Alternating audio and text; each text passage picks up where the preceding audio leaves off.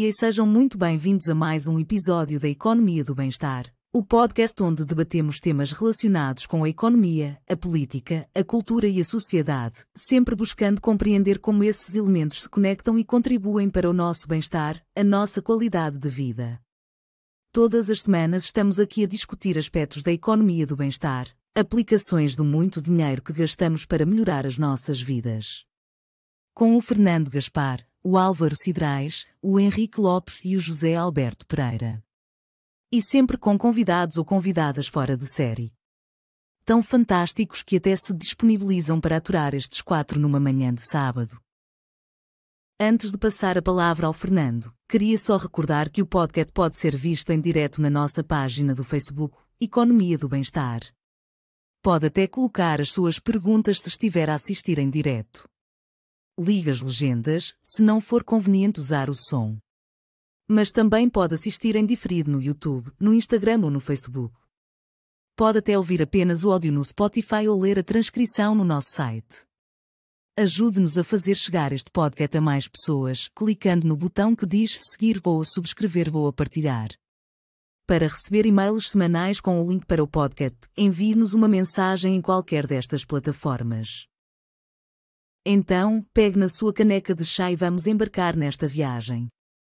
Começa lá a trabalhar, Fernando. Bom dia a todos e bem-vindos a este episódio do podcast da Economia do Bem-Estar. Obrigado, Catarina, pela introdução, embora a introdução não esteja totalmente correta hoje, porque infelizmente ainda não podemos ter connosco nem o Henrique Lopes nem o José Alberto Pereira. Esperemos que brevemente eles possam estar de volta. Mas temos connosco o Carlos Carreiras, atual presidente da Câmara Municipal de Cascais, atual e já há algum tempo, desde 2011, que faz o favor de disponibilizar este tempo de sábado de manhã para falar connosco sobre a economia do bem-estar. Muito obrigado, antes de mais, pela presença de todos. Bom dia, Álvaro, também. E não é que seja menos importante, só ficaste para o fim. E eu queria dar as boas-vindas ao Carlos Carreiras e dizer-lhe o seguinte: eu estava a preparar este episódio e reparei que na semana passada tivemos aqui um economista, o Pedro Brás Teixeira, com quem acabámos a falar de política.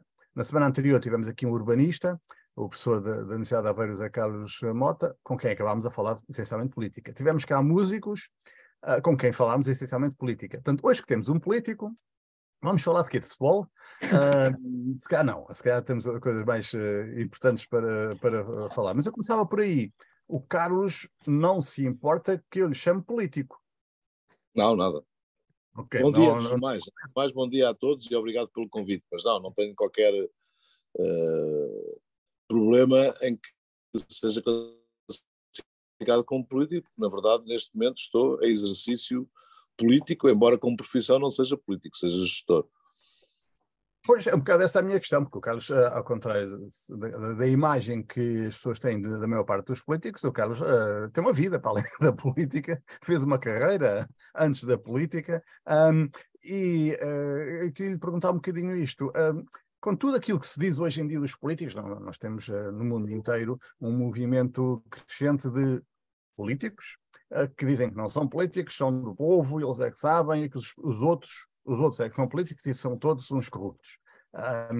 Mas isto não é novo, sempre houve um bocadinho esta tentativa, não sei se é uma tentativa, mas enfim, esta realidade de denegrir a imagem dos políticos. E portanto eu perguntava-lhe, agora que está no último mandato de Presidente da Câmara, agora que ainda tem muitos anos pela frente seguramente na política, mas que já tem uma carreira claramente reconhecida, valeu a pena? Vale a pena aturar isto? Posso pôr a questão assim. Na verdade, já agora deixe-me responder à outra pergunta, do que é que vamos falar. Eu costumo dizer que, enquanto Presidente de Câmara, nunca fui chamado a falar sobre tantas coisas que não sei, como agora, porque de facto a diversidade de assuntos é enorme. E portanto ganhei um truque, não é? Portanto, quando não sei do que é que vou falar, falo do que sinto, não é? Portanto, e isso normalmente tem dado bom resultado. Mas de facto, se valeu a pena, valeu, porque também depende da forma como cada um de nós entra ou se entrega, neste caso, a uma missão. E, de facto, assumindo que tenho o privilégio e a honra, porque, de facto, é algo que a mim, enquanto ser humano, enquanto homem, me sinto privilegiado, que é poder tomar decisões e que essas decisões tenham um efeito positivo numa comunidade mais alargada. Cada um de nós tem essa perspectiva, nem que seja no seio familiar, no seio de grupo de amigos, mas eu aqui tenho a possibilidade de influenciar, espero positivamente, enfim, e já agora os eleitores têm reconhecido isso, porque tenho sempre aumentado as votações de eleição para eleição, e a última foi, digamos, o recorde aqui no concelho de Cascais de todas as eleições já ocorridas desde 1976, que foram as primeiras eleições autárquicas, mas de facto abordo nessa perspectiva, portanto, de ter a possibilidade, ao fim e ao cabo, de cumprir aquilo que eu, enfim, já era nascido, mas ainda não era consciente do maio de 68, daqueles jovens que na altura queriam mudar o mundo. E, portanto, aqui, numa perspectiva de que, se calhar, mudar o mundo é muito ambicioso, mas para se mudar o mundo tem que se mudar a nossa rua, a nossa freguesia, o nosso concelho, e aí já começamos a aproximar de efetuar mudanças no mundo. Nos tempos que correm, nomeadamente nos últimos tempos, nos últimos 3 anos, digamos assim, de facto temos sido chamados a desafios que nenhum de nós alguma vez imaginaria que ter que enfrentar desafios dessa dimensão, dessa intensidade, dessa natureza. Para se ter uma ideia, nós estamos a viver aquilo que antepassados nossos viveram há mais de 100 anos atrás, que foi uma pandemia seguida de uma guerra mundial. E nós estamos exatamente nesse caminho. E isto levanta-nos desafia-nos muito, e portanto coloca-nos muito em confronto, porque lá está, também temos que, então sobre uma e sobre outra, também não sabemos, quer dizer, não há um tempo de academia, um tempo em que se pode já formatar um conjunto de ideias, de processos, e portanto, como nós somos, enquanto homens e mulheres, somos fruto daquilo que aprendemos e fruto daquilo que vivemos, aprender não podemos aprender, porque de facto ainda não se tinha consolidado a própria academia. E também de vivermos, porque também não vivemos, portanto não temos digamos, essas muletas que são fundamentais depois da tomada de decisão. Mas acima de tudo, sinto, isto não é nenhuma, enfim, algo que normalmente os políticos dizem, mas sinto-me um servidor público.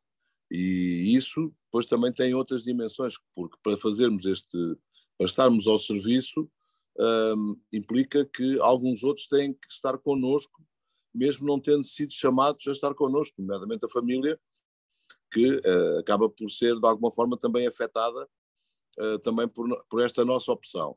Mas no final, quando olho para trás, eu costumo dizer, como referiu e bem, eu estou no último mandato, e quando me perguntam, mas qual é o seu objetivo em termos de estudos? Olha, o meu objetivo é que eu muito provavelmente vou ficar a viver em Cascais, enfim, sempre vivi em Cascais, e vou cá ficar a viver. E o meu grande objetivo é andar na rua já velhinho, portanto isso já é uma esperança, já é uma aspiração que tenho, que é chegar a velhinho, e andar na rua e ouvir alguém ao meu lado dizer, olha, este tipo foi Presidente de Câmara e foi um bom Presidente de Câmara.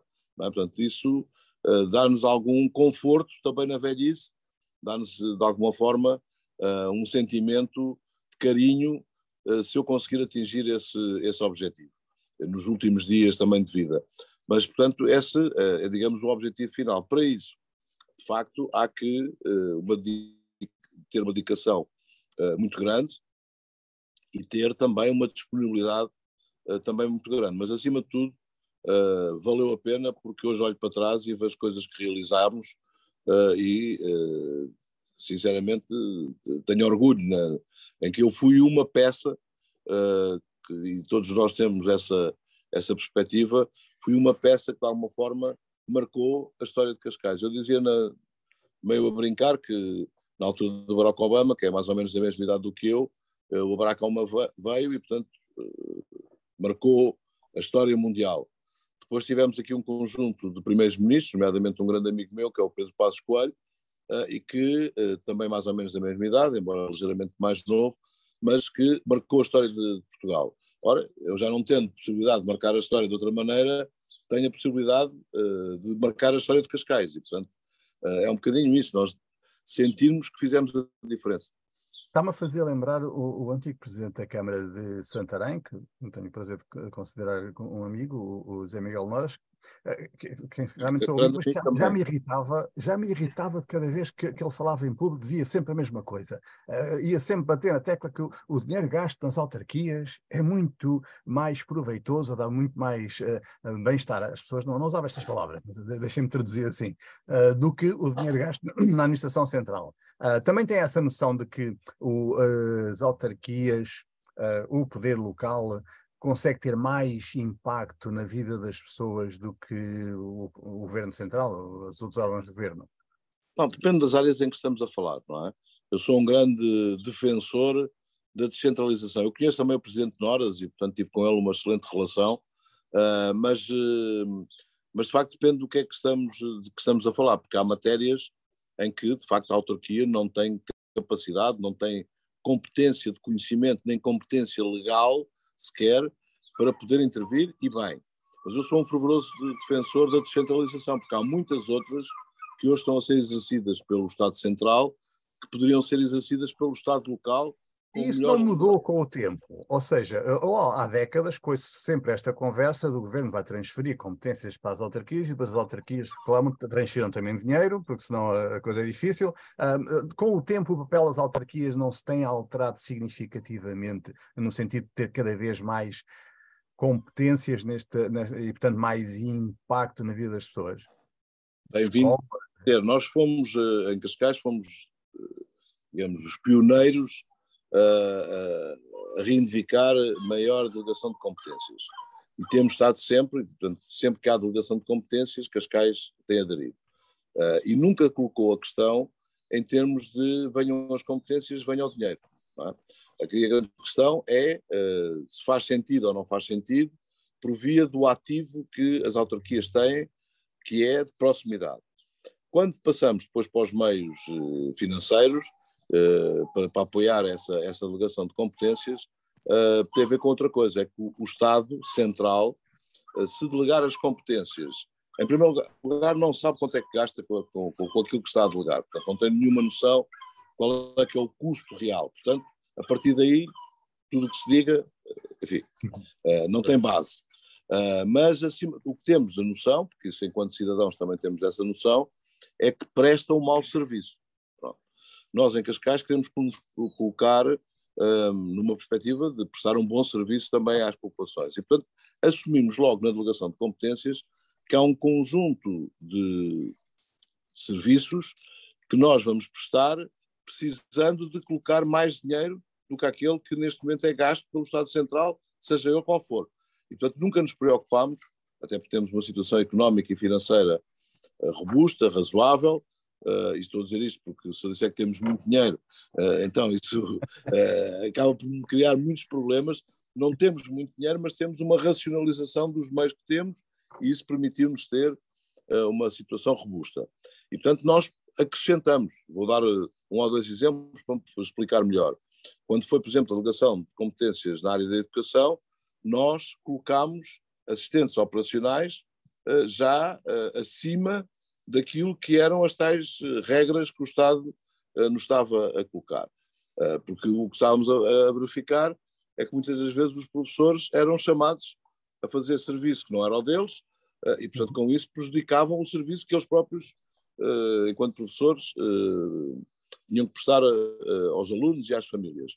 Ou, quando é o caso, por exemplo, nós aqui criámos uma coisa por aprendizagem com o processo pandémico, que foi percebermos que havia dois ministérios no mesmo governo, e não era uma questão atual, portanto não era uma questão conjuntural, era uma questão estrutural, que já vem de há muitos anos, dois ministérios que eram oposição um do outro. Ou seja, parecia que estávamos a falar com o poder e com a oposição.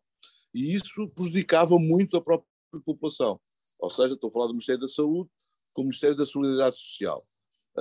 Eu até já disse publicamente, não tenho forma de o provar, mas a minha convicção é que, por exemplo, muitos idosos morreram à conta desta disputa entre o Ministério da Saúde e o Ministério da Solidariedade Social.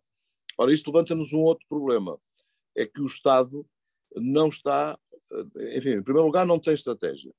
Em segundo lugar, não tem organização. Portanto, ou seja, a organização está completamente desajustada de qualquer ação que se possa fazer. Eu costumo dizer, meio a brincar, mas muito a sério, que todos aprendemos na escola, que é preciso ter estratégia, depois é preciso definir políticas, depois dessas políticas é preciso definir planos de ação. E também na política, volta ou não volta, também precisamos de alguns truques, não é? Ora, nós em Portugal dá a ideia que estamos exatamente ao contrário. Truques não nos faltam, planos de ação aparece um ao outro, definição de políticas aparece, mas as chamadas políticas do zigue-zague, porque eu tenho que fazer algo que necessariamente tem que ser diferente do anterior, que é para ser bonito, para dizer que é meu, e portanto andamos umas vezes para a direita, e às vezes nem tem a ver com mudanças, por exemplo, de lideranças ou de partidos na própria liderança do Estado. Dentro do próprio governo muda o ministro e a política acaba por ter uma inversão.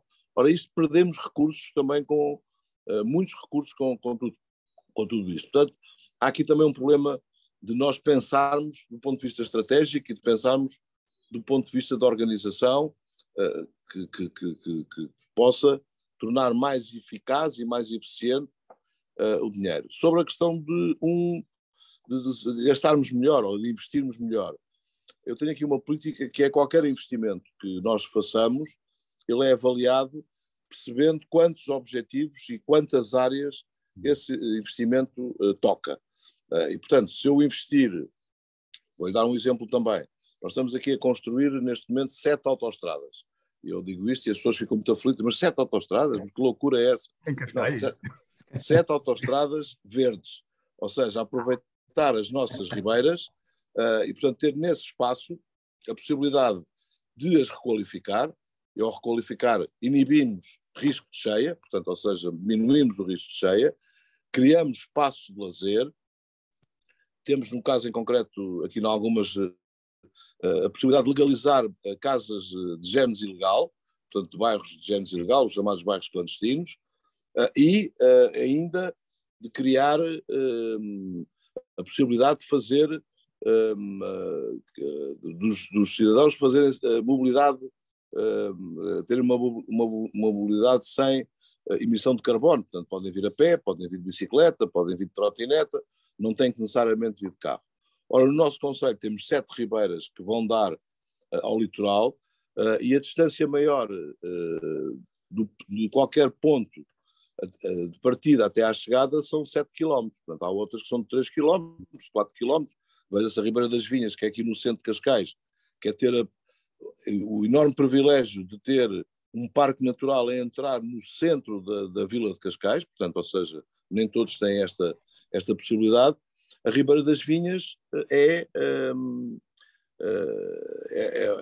tem 3, 4 quilómetros e, portanto, permite-nos, de facto, a população aproveitar estes 3, 4 quilómetros, que é perfeitamente walk distance, portanto, é uma distância que se percorre bem a pé, e com isto ter um conjunto de vantagens, ou termos, por exemplo, no Guincho, aquele passadiço que eu costumo dizer que é o melhor e maior consultório psiquiátrico que nós temos no concelho, ou se quiser também de psicologia, porque quem entrar, eu prefiro entrar e a ver a serra pela frente, mas fazer esse percurso com o mar, com todo o seu turbilhão ao nosso lado esquerdo e a serra em frente, com toda aquela brutalidade de natureza à nossa frente, limpa-nos.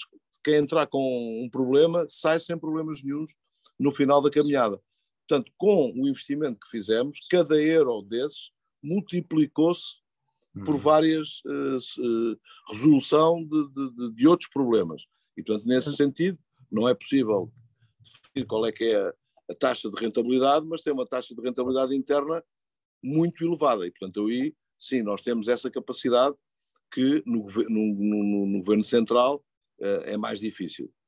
Eu acho estranho essa, sempre estranho um bocado essa conversa do meu amigo Noras, porque muitos dos governantes, o atual Primeiro-Ministro, antigos Presidentes da República, muitos dos ministros foram autarcas, mas aparentemente têm desempenhos completamente diferentes e preocupações muito diferentes. Isto tem a ver com a natureza. Eu pergunto isto porque, vamos lá ver, a experiência autárquica de presidente, de câmaras, executivos camarários eleitos pelos habitantes, é algo que vai agora fazer 50 anos, é algo que, como disse, as primeiras eleições autárquicas foram em 76, isto é algo da Terceira República, não existia antes, não há uma tradição, e portanto se quer fazer 50 anos, estava um bocadinho na altura de fazer uma avaliação de como é que tem corrido.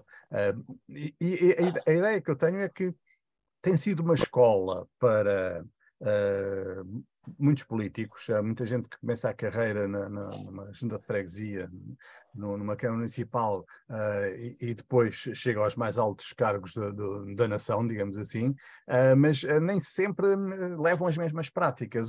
Há uma diferença estrutural, digamos assim, entre o poder central e o poder local que faz com que seja impossível as pessoas, depois de passarem por uma Câmara, quando chegam ao governo, terem o mesmo género de preocupações. Há aqui uma questão de escala, ou o que é que eu aí não consigo fazer uma boa avaliação, porque felizmente nunca fui governante a nível nacional. Felizmente? Porquê é que diz felizmente? Não, porque, enfim, eu gosto... Porque eu gosto de pensar, de definir a tal estratégia, definir as políticas, definir as ações e já agora também de ver acontecer.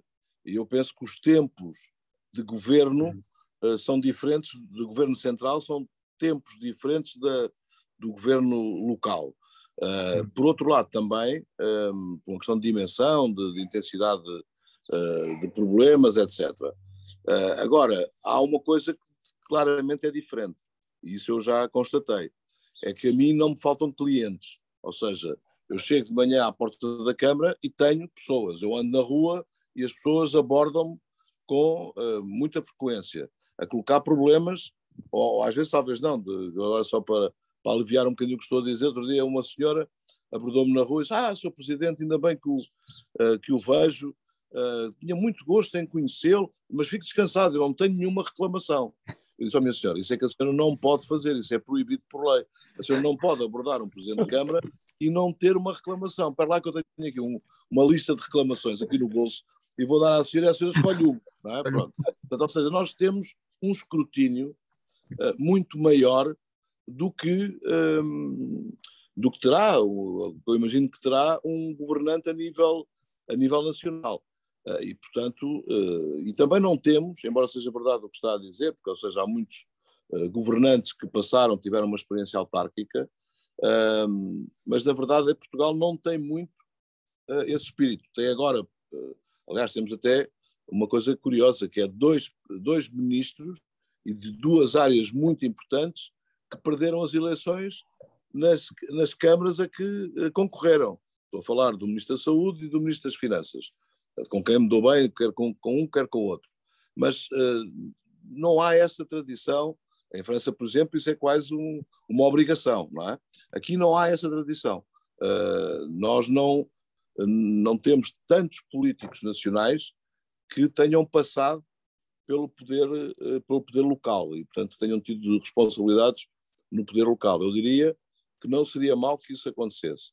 Como, por exemplo, chegamos a deputados, que é um outro polo de poder, e é aí que muitas das vezes os ministros são recrutados, e então aí há um desfazamento muito grande em relação à própria realidade. Quer dizer, portanto, isso, se eu tiver uma realidade desfocada ou desconhecida, não vou conseguir encontrar soluções para problemas reais, concretos, que nos afetam depois todo o dia, não é? Isso coincide muito com a opinião do nosso convidado da semana passada sobre a política económica, desconhecimento dos problemas, enfim. Mas deixa-me aproveitar essa experiência que contou de ser frequentemente abordado por munícipes para perguntar, o envolvimento, isto vem muito na sequência de outros episódios que tivemos aqui, onde tivemos urbanistas e muita gente envolvida no desenvolvimento local e na inovação social, a falarem do papel que o envolvimento das pessoas, sobretudo na fase mais posterior da sua vida, o envolvimento das pessoas na vida local consegue melhorar a sua saúde logo à partida, independentemente dos resultados dessa ação. Mas o que eu lhe perguntava é, isto atrapalha ou ajuda? Ter os cidadãos a querer participar para quem faz a gestão de uma autarquia, isto é algo que é um input muito bom que devemos aproveitar, ou é algo que atrapalha, que temos mais que fazer, e depois vem aqui uma gente falar de coisas completamente diferentes e queimam o nosso tempo. Qual é a sua experiência? No caso de Cascais, ajuda muito, mas isso depende, primeiro, de qual é que é a leitura que se faz do tempo que se vive e dos problemas que esse tempo nos traz. Depois é preciso ter isto ser incorporado como um pilar estratégico do próprio desenvolvimento do município e da comunidade, e nesse sentido ajuda muito, porque aqui temos promovido isso, enfim, não vou dizer nada que porventura todos não sintamos, todos consideramos que é bom viver em democracia, não é? Mesmo alguns que nunca viveram numa ditadura. Mas o que eu posso garantir é que é muito melhor viver em democracia do que viver em ditadura. Mas, de qualquer das formas, a nossa democracia, que é considerada democracia representativa, portanto, elegemos outros para nos irem supostamente representar, começa a apresentar algumas falhas. E nós aqui evoluímos há muito tempo esta parte para rejuvenescer a democracia, se quisermos dizer assim. E fazemos através de instrumentos de democracia participativa e democracia colaborativa. E isso leva a que haja um envolvimento maior, cada vez maior, quer dos cidadãos, do ponto de vista individual, quer dos cidadãos já de uma forma organizada, porque também o próprio mundo hoje em dia tem funcionado muito por causas e muito menos por ideologias, e portanto eu diria que as causas acabam por nos unir, as ideologias acabam por nos dividir. E, portanto, há que ter aqui uma percepção disso, e o resultado que temos obtido tem sido, na minha avaliação, muito positivo e já demonstrou, ou seja, nós combatemos aqui a pandemia de uma forma que não seria possível combatê-la se a comunidade não se sentisse envolvida. E, portanto, aqui há que promover o envolvimento da comunidade, há que promover o encontro das pessoas. Nós, eu costumo dizer isso muitas vezes aqui no Conselho, nós passámos a tratar-nos como condóminos, não é? A achar que o condómino é a mesma coisa que o vizinho, e não é. Portanto, o condómino, para quem já teve essa experiência, ir a uma reunião de condóminos é ir para a chatice, é para um aborrecimento, é porque há uns que não pagam, ou que é preciso pintar o prédio e, portanto, temos que entrar todos com dinheiro, enfim, normalmente é para a chatice. E há ali um confronto por via dos problemas. O vizinho é aquele que também diz mal de nós, mas quer dizer, mas de qualquer das formas, no momento em que é necessário, é, digamos, uma segunda família, não é uma família de sangue, mas é uma família de proximidade. E deixe-me dar-lhe um exemplo, dentro dos tais ferramentas da democracia participativa, do envolvimento dos cidadãos, nós somos um concelho que tem o maior número, dos maiores números a nível de hortas comunitárias. Não é? E quando lançámos o programa, toda a gente dizia: tu és doido, como é que vais fazer hortas em Cascais? Achas que a malta está virada para ir horticultar e para agricultar? Numa das primeiras hortas que entregámos, aquilo depois os talhões são sorteados, e calhou um senhor de idade ao lado de um casal jovem com filhos pequenos. E ao princípio aquilo foi uma coisa muito complicada, porque o casal jovem gostava de horticultar, ouvir música, e a música não era do gosto do senhor de idade, não é? Portanto, foi preciso. E neste caso em concreto, quando se está com uma enxada na mão, ou com, enfim, com material que pode ser considerado material bélico, fica mais complicado. O que é certo é que hoje o senhor, quando está doente, é o casal jovem que lá vai levar os medicamentos a casa, que lá vai fazer uma sopinha com as couves que tirou da horta, e quando o casal jovem, por exemplo, se atrasa no emprego, é o senhor de idade que vai buscar os filhos à escola e que toma conta deles ali durante aquela hora, 2 horas. Portanto, estas ligações, estes encontros que nós temos que perdemos na nossa comunidade, na nossa sociedade, são absolutamente essenciais que voltem a ser estabelecidos. E os vizinhos conseguem estabelecer essas ligações. Os condóminos não conseguem, até porque muitos deles nem no elevador se encontram, não é? Porque não há horários para elevadores, não é? Portanto, há para comboios, para autocarros, que na maior parte dos casos nem são compridos, mas no elevador não há horários. Portanto, podemos Eu entrar... ia dizer isso há bocadinho. As assembleias condóminas às vezes também são a forma das pessoas se conhecerem, porque vivem no mesmo prédio, mas nunca se viram. Exatamente. Sim, mas vão se conhecer para tratar de problemas, de chatices, não é? Exatamente. Não é simpático nem agradável. Enquanto neste contexto das vizinhanças vão se conhecer para se entreajudarem e, portanto, promoverem um processo colaborativo. E foi a primeira rede social criada no mundo, foi de facto aquela vizinha coscovilheira que conseguia ter sempre uma opinião e uma crítica em relação a um outro vizinho qualquer da proximidade. Não é? No lado da igreja, não é? Eu acho que, por exemplo, o Facebook, enfim, foi criado a partir deste conceito da vizinha coscovilheira. Portanto, tem essa vantagem, não é? Deixe-me colocar aqui 2 questões que, portanto, tenho estado aqui a ouvir com algum prazer. A primeira tem que ver com o seguinte: o Carlos representa claramente aquilo que não se espera. Ou seja, sabe bem que tem dentro do seu conselho uma imensa diversidade e uma imensa desigualdade. E consegue geri-la muitíssimo bem, criando um contexto de comunidade.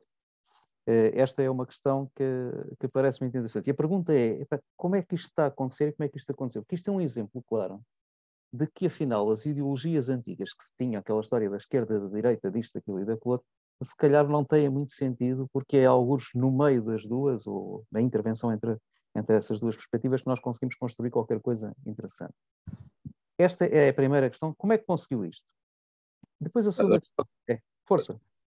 Para ser justo, vem um pouco naquilo que é a tradição de Cascais, e que, portanto, que outros antecessores meus, também de várias ideologias, também acabaram por promover, ou seja, uma preocupação de garantir uma grande coesão social no concelho. E a coesão social não passa só por uns terem dinheiro e os outros não terem dinheiro. A coesão social, muitas das vezes, passa também por haver disponibilidade de quer uns, quer outros estarem dispostos a contribuir para a própria comunidade.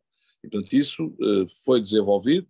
Eu diria que o grande momento de viragem nesse processo foi o PER, portanto, foi quando se acabou com as barracas. Isso, só para se ter uma ideia, foi assinado na altura, um presidente de Câmara era o Jorge Darjan, depois seguiu-se o José Luís Judas, depois seguiu-se António Capucho e agora sigo eu, portanto, e dentro de 2 anos seguirá outro. Portanto, isso é um bem que não se perde. A outra questão nesta matéria, eu tive a oportunidade de trabalhar por períodos distintos, mas durante 7, 8 anos, muito com a África. E depois trabalhei outros 7, 8 anos, muito com a América do Sul, em especial África, Angola, América do Sul, Brasil. E isso deu-me a perspectiva de que o projeto de felicidade de cada um de nós não depende do dinheiro. Como dizia o outro, o dinheiro ajuda um bocadinho, mas eu conheci pessoas muito ricas que não podiam, vou dar um exemplo para não estar aqui a criar avaliações morais, porque quero fugir disso. No Brasil, eu reencontrei um amigo meu de infância e já não nos víamos há muitos, muitos anos, eu nem sabia que ele estava no Brasil e fui ter com ele, na altura ele estava no Rio de Janeiro, estávamos num duplex, que era a casa dele,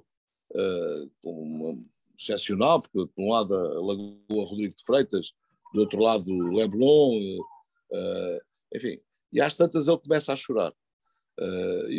Mas o nome dele é Jorge. Jorge, o que é que se passa? Quer dizer, estás a sentir mal? Ele disse, não, para tu perceberes, vem comigo. E então descemos o prédio e viemos cá abaixo e estávamos a recordar a nossa infância, na rua, na brincadeira, na casa uns dos outros. Ele, vem comigo. Chegámos cá abaixo e ele vira-se e diz-me, olha, isto que está aqui, que era um quadradinho pequeno, todo gradeado e todo, como ele dizia, onde os meus filhos estão presos, portanto os meus filhos para brincar, brincam aqui.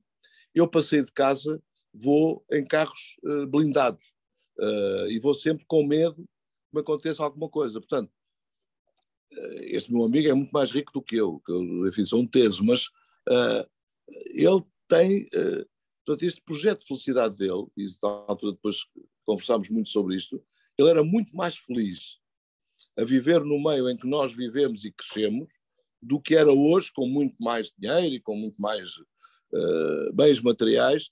Portanto, isso passa muito, mas vai sempre tocar naquilo que há pouco disse, de ter o envolvimento das pessoas, de ter o envolvimento da própria população. Um outro exemplo, nós quando foi agora a guerra brutal, ilegal, assassina, da invasão da Rússia à Ucrânia, começaram-nos a chegar imagens que não víamos desde a Segunda Guerra Mundial. Não é? Mães com crianças pela mão, a fugir. Cascais também já tinha sido um porto de abrigo para muitos cidadãos judeus e agora voltou a ser para muitos cidadãos ucranianos. E fizemos um apelo à comunidade. E, portanto, houve doações, quer da parte dos cidadãos, quer da parte de empresas, que tiveram, porque também cada um de nós tem sempre uma outra preocupação. É sempre bom termos um limpador de consciências, não é? Portanto, ou seja, que possamos limpar a nossa consciência. Às vezes há que criar essa oportunidade.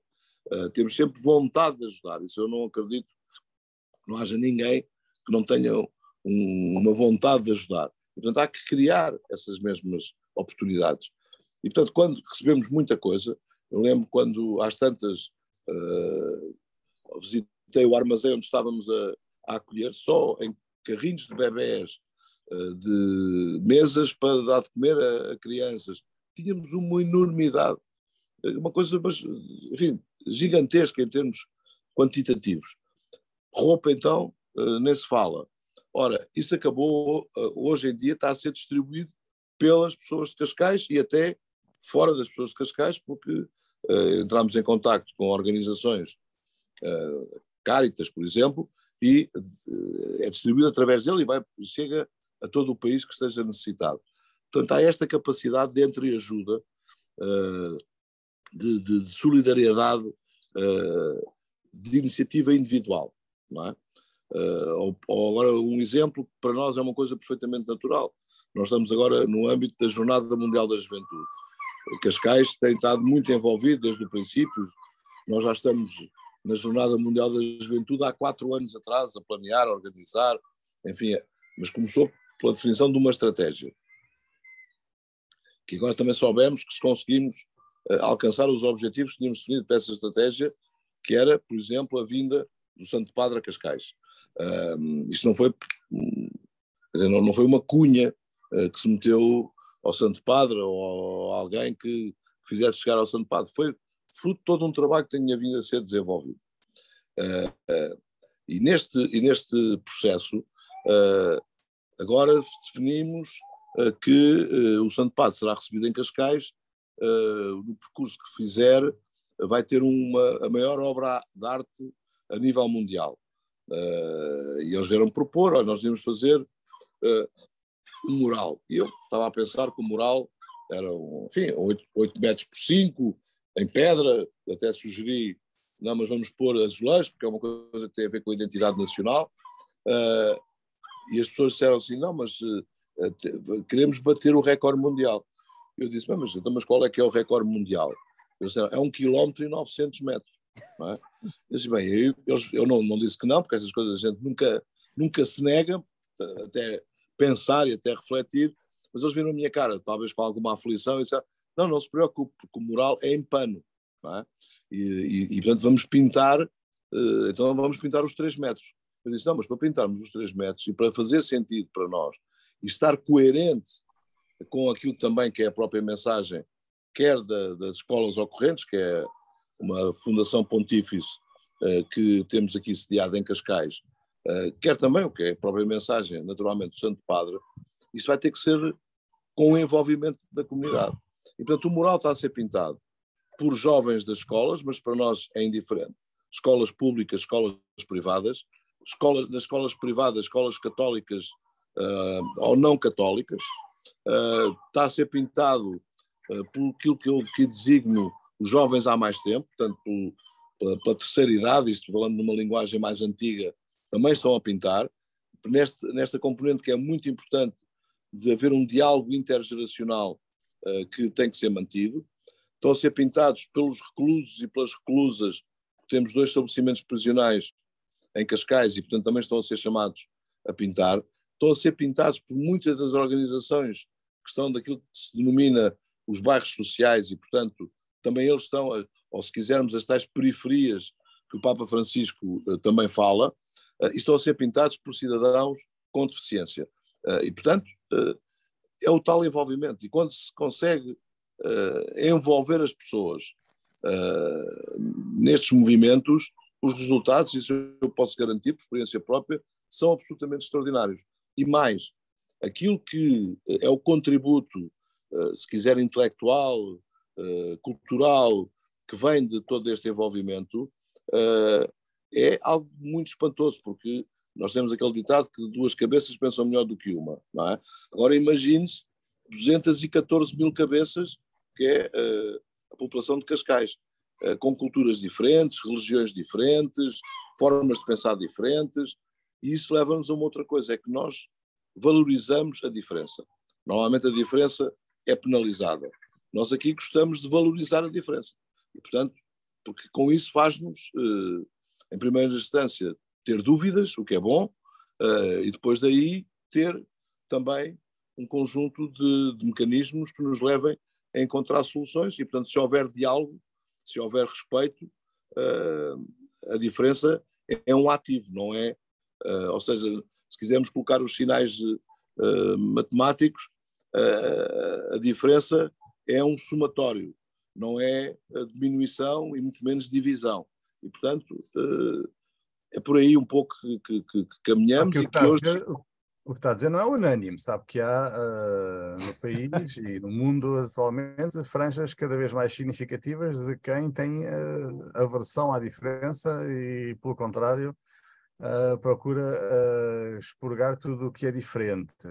Enfim, mas isso entra dentro de outro conceito, que é aquilo que eu acho que é do mais perigoso que existe hoje para a democracia, que são os extremismos e os radicalismos. Portanto, ou seja, hoje de facto há setores na sociedade que eu interpreto por via de uma questão que não tem tido resposta por parte do Serviço Nacional de Saúde, que é de saúde mental, ou seja, por falta de saúde mental, as pessoas estão-se, algumas delas, a radicalizar e a tomar, e para justificar o radicalismo, assumem posições populistas. Não é? E isso é muito perigoso e eu acredito que a comunidade no todo, de uma forma muito inteligente e sábia, irá corrigir e corrige. Tivemos já vários processos ao longo da história que depois corrige estas mesmas situações. E, portanto, politicamente, o meu combate, por exemplo, é exatamente contra posições radicais e contra posições extremistas. Não posso aceitar do ponto de vista conceptual. Portanto, aí eu não consigo valorizar a diferença entre mim e um cidadão que assume posições radicais. Ainda para mais, quando muitos desses cidadãos nem sequer acreditam naquilo que estão a dizer. Portanto, é só mesmo para faturar. Mas é um problema de saúde mental, ou seja, em limite, há ali uma deficiência, não é física, mas é uma deficiência cognitiva que os leva a depois a irem por esses caminhos.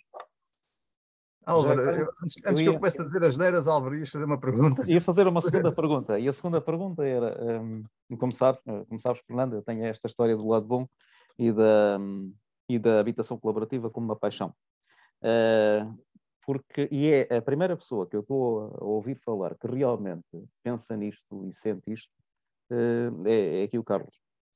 Porque eu ia lhe perguntar isto, tendo Cascais, de facto, uma tendência natural de envelhecimento, como tem a sociedade portuguesa e tem a sociedade europeia, e tendo este sentido de comunidade tão desenvolvido, como, no fundo, a grande base daquilo que tem estado a falar é claramente a construção de comunidades. Em que medida é que a habitação colaborativa, e não tem que ser a coabitação ou qualquer coisa do género, mas este sentido não de condomínio, mas de corresponsabilidade de vizinhos, em que sentido é que isto poderá ser, digamos, o novo driver político da estratégia de desenvolvimento para, não só para Cascais, que tem sido precursor, mas para todo um país que precisa de resolver este problema? Eu diria que, eu costumo dizer que há um programa que pode, quando estamos a falar de extremismos e de radicalismos, há um programa que podia ser assumido por todos os partidos que não sejam radicais nem sejam extremistas, que são o que nos é proposto pelas Nações Unidas, os Objetivos de Desenvolvimento Sustentável. Se nós tivermos isso como um guia, como uma Constituição, nós teríamos certamente muito mais evoluídos dentro do conceito de evolução que cada um de nós foi habituado a pensar, muito maior. E, portanto, aqui há, de facto, uma necessidade, se quiser, e que eu tenho agora vindo a introduzir muito, e, aliás, será um dos temas das próximas conferências do Estoril em setembro, que é rehumanizar, porque, de facto, nós precisamos de voltar a ser humanos. Quer dizer, nós hoje, muitas das vezes, olhamos e dizemos, mas isto não tem a ver. Portanto, ou seja, houve um conjunto de princípios e um conjunto de valores que foram sendo atacados, que foram sendo desmembrados, que nós precisamos voltar outra vez a juntar. Precisamos outra vez de voltar a promover os tais encontros para voltar a rehumanizar a própria sociedade mundial, naturalmente, mas lá estou, quer dizer, não vamos conseguir mudar o mundo, mas pelo menos comecemos, também não nos preocupamos com a culpa, que a culpa é sempre do outro. Aliás, uma das coisas na nossa coisa era eu acabava com o outro, não é? Porque o outro serve sempre para justificar o erro, não é? Eu, nas empresas que liderei, tinha uma regra também que era definir logo quem era o culpado, não é? E para que a coisa ficou simples, o culpado era sempre o mais novo ou que ganhava menos. Portanto, assim, a organização não andava perdida a arranjar e a descobrir culpados. Não. Quem é o mais novo ou que ganha menos? É aquele. Então pronto, ele fica nomeado culpado, não é? E, portanto, nós temos sempre esta coisa do passa-culpas, de andar a arranjar o culpado. Nós damos até mesmo responsabilidade. Portanto, temos que começar por nós. É um bocadinho como as questões das alterações climáticas, que, de facto, é a grande pandemia que nós todos estamos a viver. E todos nós dizemos que somos todos muito conscientes e que todos cumprimos com as regras. Mas, na verdade, nós só dizemos da boca para fora. Porque depois, na prática, são muito poucos aqueles que contribuem. E dizem, não, mas porque é que eu vou estar a fazer isto? Porque depois há a grande empresa que polui, que emite CO2, ou há o outro que eu vou fazer separação de resíduos e lá na minha terra depois vão buscar os resíduos separados e depois juntam-nos todos. Quer dizer, tudo serve para me desculpabilizar a mim, para me desresponsabilizar a mim. E isso, eu acho que tinha que ser o grande movimento, quase o desígnio nacional, ou agora, como também se dizia, já numa lógica mais política, o pacto de regime deveria ser esse. Não é? Acho que sim. Acho que esses objetivos, eu posso dizer do Guterres, que o Guterres implementou ou vendeu nas Nações Unidas, seria um bom pacto de regime. Mas nós temos, entretanto, que começar a pensar em fechar isto, porque o nosso tempo está a chegar ao fim, e eu acho que devíamos acabar a falar do futuro. Qual é a sua perspectiva? Porque ontem estive a ver as notícias E uma pessoa que ouviu um telejornal fica convencido que isto está quase a fechar, que isto vai acabar, que isto está tudo tão mal, está tudo errado, está tudo pelas horas da morte, isto vai fechar brevemente.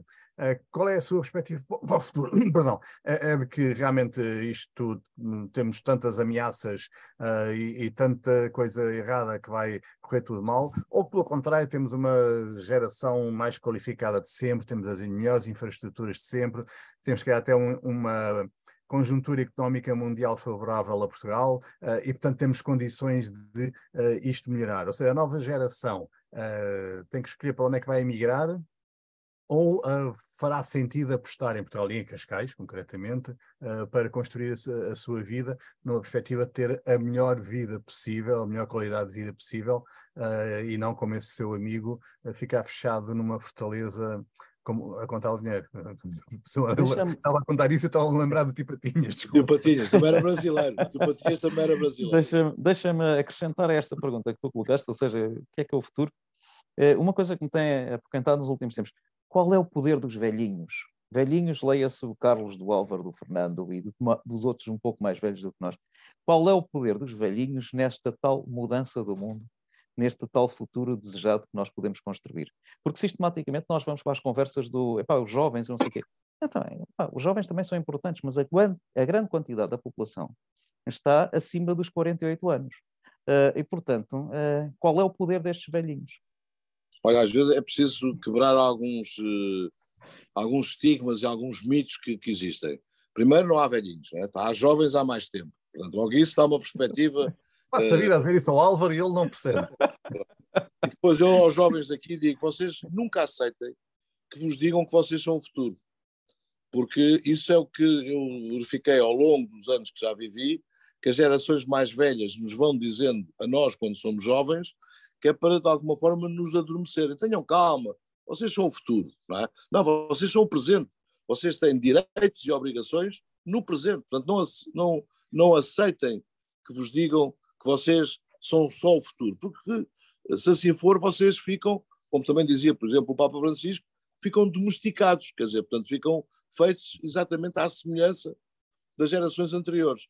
E vocês têm que ter aqui movimentos disruptivos, portanto, não podem seguir essa lógica. Eu acho que hoje em dia é muito importante alguns termos. Em primeiro lugar, não deixar morrer a esperança. E até porque sabemos, diz o ditado popular, e a maior parte dos ditados populares são sábios, a esperança é sempre a última a morrer. E, portanto, nós aqui temos que preservar a saúde da esperança. Há pouco apareceu ali a Catarina, portanto, ou seja, que é outros desafios que temos pela frente, inteligência artificial, etc. Mas, quer dizer, a esperança tem que ser protegida. Nós temos que garantir que continua a haver esperança. E, para isso, acreditamos que há futuro. Porque, até na pandemia, não é preciso estarmos a falar agora na questões de guerras e de migrações. Quer dizer, nós na pandemia, muitas das vezes, eu andei na rua, porque eu nunca estive confinado por via das funções que desempenho, quer dizer, isto não há futuro, quer dizer, o bicho anda no ar, quer dizer, eu ando na rua, o bicho ataca-me, quer dizer, ficamos num estado que é aquilo que temos que acabar, que é com medo, não é? Porquê? Porque há muitos que têm medo que a gente perca o medo. E, portanto, não podemos perder o medo. E, aliás, há um poema absolutamente extraordinário de Mia Couto sobre o medo, não é? E, de facto, há aqui um conjunto conceptual, porque eu não consigo desenvolver para outras, para outras ações, para outros pensamentos, se não criar primeiro o sistema do ponto de vista conceptual. E do ponto de vista conceptual parece-me que é importante isto. Se pudermos acrescentar a tudo isto ambição, que é nós estamos a perder cada vez mais ambição, muito naquela coisa do que isso é impossível. A gente propõe uma coisa qualquer, isso é impossível. Aliás, eu costumo dizer aqui em Cascais, eu gosto de convidar-vos para virem ver os impossíveis que já estão realizados. Não é? Pronto. Porque há muita gente que, de facto, diz, isso é impossível, não vale a pena perdermos tempo. Não vale a pena também penalizarmos demais o erro. Nós penalizamos muito o erro, até por via também da nossa cultura judaico-cristã. E, portanto, tudo isto são fatores que, naturalmente, têm que ser induzidos, porque quem tem voz, quem tem uma voz que é ouvida, ao fim e ao cabo, por quem tem liderança. Isso hoje está afastado do nosso dia-a-dia, quer dizer, perdemos tempo que não deixa de ser importante, mas quer dizer, perdemos tempo com o outro que fez um contrato ilegal porque arranjou uma coisa qualquer fictícia para fazer o contrato. Ora, isso obviamente deve-se penalizar, aí o erro tem que ser castigado, vamos chamar-lhe assim, mas não dedicamos devido tempo e muito menos ação para as questões que são realmente importantes. E o futuro eu gostaria que fosse isso, porque isso, mas também sei que é outro grande déficit que temos na nossa sociedade, por isso eu também muitas vezes bato por ele. Isso é uma utopia. E nós temos um déficit grande de utopia nas nossas sociedades hoje em dia. A utopia, pelo seu conceito fundamental, é aquilo que não se realiza. Mas que se nós não tivermos utopias, deixamos de sonhar. Ou deixarmos de sonhar... Carlos, deixa-me interrompê-lo. Isso não é culpa dos políticos que deixaram de falar de política, deixaram de falar de utopias, deixaram de ter ideologias e passaram a falar dos computadores e dos contratos. Não é culpa aqui da classe política? Se eu dissesse que sim, era a resposta mais fácil. Porquê? Porque já tinha arranjado o tal culpado. Não, isso é culpa sua, isso é culpa sua, é culpa minha, é culpa do Álvaro, é culpa de nós todos. Quer dizer, portanto, nós deixámos adormecer, porque é o caminho mais fácil, não é? Quer dizer, mas a culpa não é dos políticos enquanto cidadãos, porque ninguém nasce, não é? E quando o parteiro ou parteira o faz nascer, diz: tu vais ser político, portanto vais ter todo este conjunto de benesses, não é? Vais ter este conjunto de vantagens e vais ter este conjunto de culpas. Não, a culpa é de nós todos. A começar, se o Fernando entende que a culpa é dos políticos, a começar por si, porque foi o Fernando que os lá pôs, não é? Portanto... Isso, aliás, leva a outra questão relacionada aqui. Não devia haver uma resposta padrão a quem diz mal dos políticos, que é: então, se achas que são assim tão maus, vai fazer política. Não... Bem, mas aí já estamos a pôr em causa a própria lógica da democracia. Isso é um bocadinho já a caminhar para a ditadura. Tu vais ter que fazer assim. Ou seja, já sou eu que estou a determinar o que é que o outro vai ter que fazer. Isto ou passa pela consciencialização e pelo envolvimento geral, ou então o resultado poderá ser perigoso. Não é? Álvaro, notas finais que tenhas para fazer. Naquele resumo que é habitual, bem, primeiro que tudo, agradecer ao Carlos, porque realmente não é todos os dias que se tem o privilégio de estar a conversar mais ou menos uma hora com uma pessoa com esta maneira de estar. E aí, se calhar, eu faria o seguinte resumo. Primeiro que tudo, é uma sorte termos um líder, na prática é um líder, ou digamos uma cultura de liderança, que é mais até isto do que um líder, digamos assim, que se baseia na consciencialização e no envolvimento, e na construção de uma comunidade conjunta que por si, de facto, nestes 214 mil habitantes, pode desenvolver todo um conjunto de soluções que de outra forma não conseguiríamos fazer. E, portanto, isto é uma maravilha. E agora percebe-se perfeitamente porque é que, também nesta lógica histórica, aproveitando todos os anteriores contributos dos presidentes, nós temos um Conselho que, sendo um dos mais desiguais, e desigual aqui não é na perspectiva negativa, é na perspectiva do diverso também, sendo um dos mais desiguais e com vários problemas naturalmente existentes dos processos urbanos em redor da cidade de Lisboa, é de facto um daqueles que mais se tem destacado por ter gerido muitíssimo bem todos os processos de transformação societal. Álvaro, deixa-me só interromper para dizer o seguinte: Lisboa tem o grande privilégio de estar nos arredores de Cascais. Não, e essa maneira de pensar é muito importante. Por acaso é mesmo muito importante. E até porque hoje em dia, em certos aspectos, é verdade. Sem dúvida, rigorosamente nenhuma. E provavelmente sempre foi. E essa é uma parte que é muito importante também. E aquilo que eu estava aqui a ver e que resumiria seria mais ou menos assim.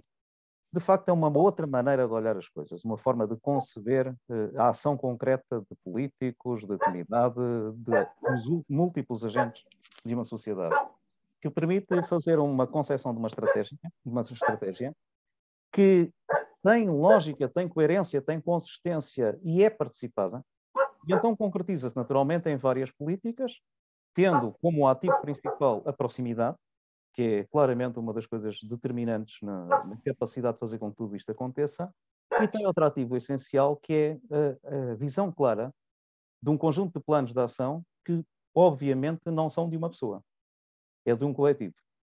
E isto tem conseguido gerir muito bem ao longo destes vários anos, e em função deste quadro teórico, conceptual, ético, dos objetivos primeiro do milénio e depois do desenvolvimento sustentável, 2030, realmente tem conseguido fazer não é uma cidade, são várias, é uma estrutura que também é urbana, e é rural, e é natural, uma estrutura territorial que efetivamente consegue garantir de forma cada vez mais consistente o bem-estar de toda uma população.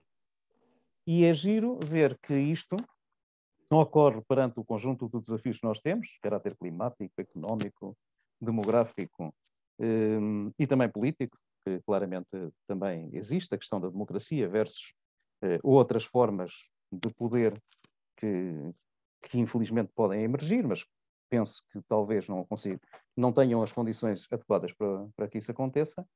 E, portanto, em função disto tudo, realmente temos aqui uma comprovação na primeira pessoa e de modo autêntico. Eu diria assim, o que é giro é que esta conversa revela uma autenticidade bastante grande desta pessoa com quem estamos a conversar. De modo autêntico, criamos aqui a perspectiva de que a comunidade poderá ser o alicerce principal, a comunidade e a esperança poderá ser o alicerce principal de um futuro que tem que ser ambicioso.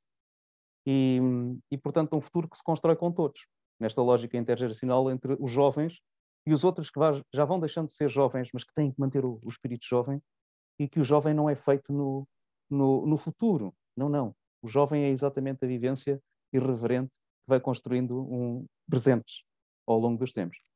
E eu digo sinceramente que até ao momento adorei esta conversa.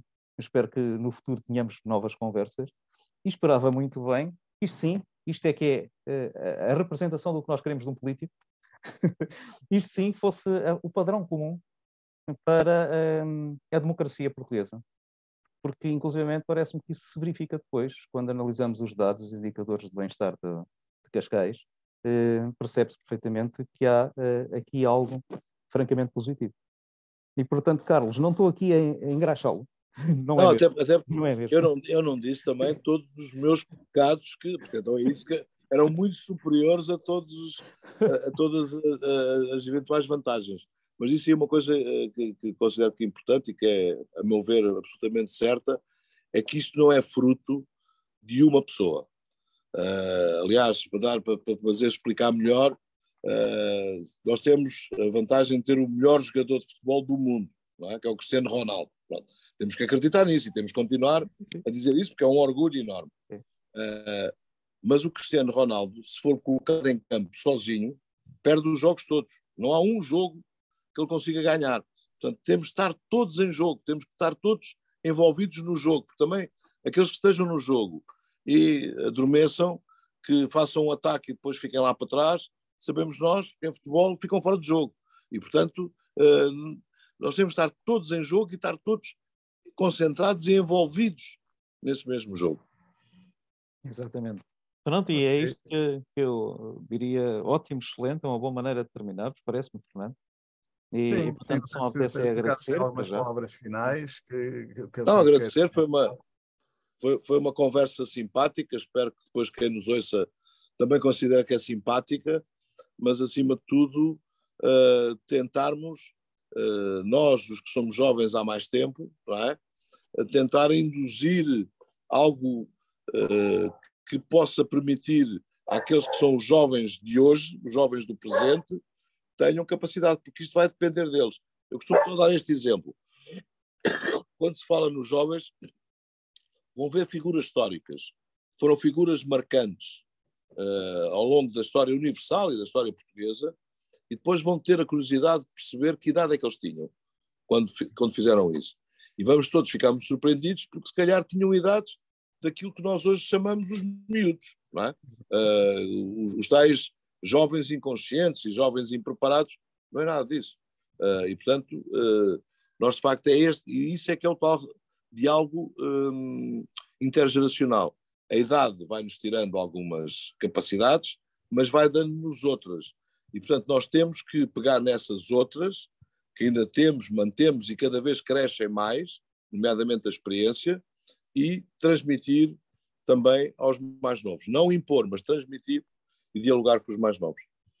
Ok, então deixa-me agradecer a todos a presença, particularmente ao Carlos que fez o favor de nos aturar esta manhã, como dizia a Catarina no início. Fico contente por ver que afinal a minha previsão inicial se concretizou. Acabámos mesmo a falar de futebol, foi só no fim, mas acabámos mesmo a falar Foi de para futebol cumprir esse seu completo. desejo que eu agora acabei com o Cristiano Ronaldo. Fiquei muito contente com isso. Então, queria desejar a todos um bom fim de semana e recordar que semana que vem estamos de volta com algo completamente diferente.